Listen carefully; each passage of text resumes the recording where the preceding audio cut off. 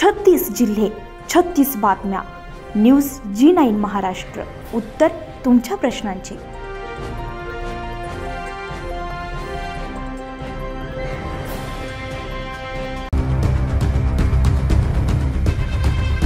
पातूर तालुक्यातील चांदणी police station अंतर्गत पिंपळखुटा येथील पत्रकारांवर हल्ला प्रकरणी मूर्तिजापूर तालुक्यातील सर्व पत्रकारांच्या वतीने 28 मे रोजी तहसीलदार मूर्तिजापूर यांना निवेदन सादर करून जाहीर निषेध व्यक्त करण्यात आलाय.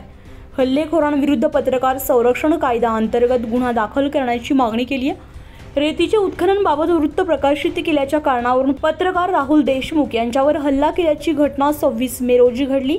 या प्रकरणी पत्रकार राहुल देशमुख यांच्या फिर्यादीवरून चांदणी पोलिसांनी पिंपळखुटा येथील आरोपीविरुद्ध गुन्हे दाखल केले असून हल्लेखोरांविरुद्ध कठोर कारवाईची मागणी मूर्तिजापूर तालुका सर्व पत्रकार संघटनेकडून जिल्हाधिकारी अकोला, जिल्हा पोलीस अधीक्षक अकोला यांना दिलेल्या निवेदनातून केली आहे.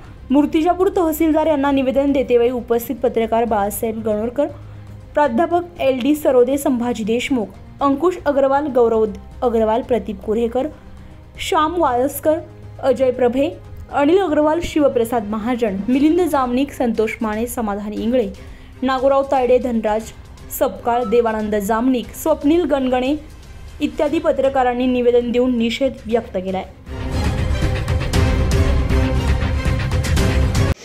मूर्तिजापूर तालुका सर्व पत्रकार संघटनेच्या वतीनं पातूर तालुक्यातील 26 मे रोजी पातूर तालुक्यातील चांदणी पोलीस स्टेशन अंतर्गत पिंपळखुटा या गावचे देशमुख यांच्यावर रेती माफियांनी जीवघेणा हल्ला केलेला आहे. आणि हा हल्ला म्हणजे लोकशाहीच्या 4थ्या आधारस्तंभावर असलेला हा मोठा हल्ला आहे. आणि प्रगत महाराष्ट्रामध्ये अशा पद्धतीचे पत्रकारावर वारंवार होणारे हल्ले आहेत. हे कृत्य अतिशय निंदनीय, अतिशय चुकीचं आहे. पत्रकार संरक्षण कायदा एकीकडे आपण म्हणत असताना मात्र पत्रकाराला कुठल्याच प्रकारचं संरक्षण दिलं जात नाही किंवा पत्रकाराला संरक्षण मिळत नाही.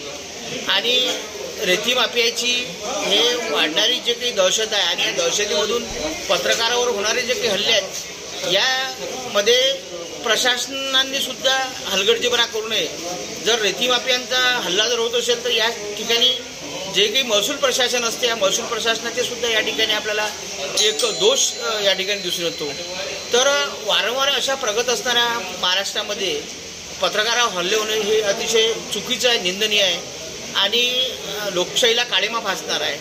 तर आम्ही मूर्तिजापूर तालुका पत्रकार संघटनेच्या वतीने या घटनेचा निषेध करतो आणि आज मूर्तिजापूर तहसीलदार यांच्यामार्फत माननीय जिल्हाधिकारी व माननीय पोलीस अधीक्षक यांना आम्ही निवेदनाच्या प्रती दिलेल्या आहेत आणि या ठिकाणी आम्ही या घटनेचा निषेध करतो.